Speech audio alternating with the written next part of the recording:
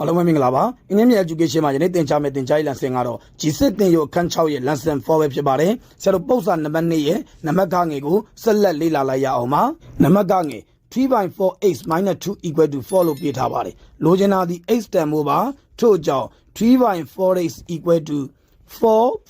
2 ပဲဖြစ်ပါတယ်ဆက်လက်ဖြည့်ရှင်းပေးပါမယ် 3/4x =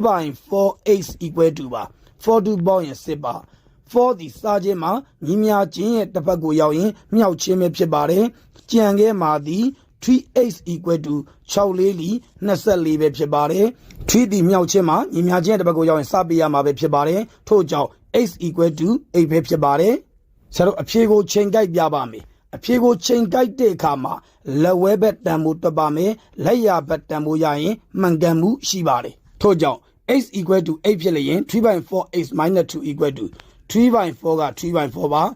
x ရဲ့နေရာမှာ a အစားသွင်းပါမယ် -2 ပါ4တက်လီ4ပါ4နှစ်လီ8ပါ3နှစ်လီ6ပါ6 - 2ပဲဖြစ်ပါတယ်ရရှိလာသောတန်ဖိုးသည်4ပဲဖြစ်ပါတယ်လက်ရဘက်နှင့်တူညီမှုရှိပါတယ်ထို့ကြောင့်ရရှိလာသော x တန်ဖိုးသည်ပြေလည်မှုရှိပါတယ်ယနေ့သင်ကြားပေးခဲ့တဲ့သင်ကြားရေး lesson ကိုနားလည်လိမ့်မယ်လို့ထင်ပါတယ်အားလုံးကိုကျေးဇူးတင်ပါတယ်ရွှင်လန်းချမ်းမြေ့ကြပါစေဗျာ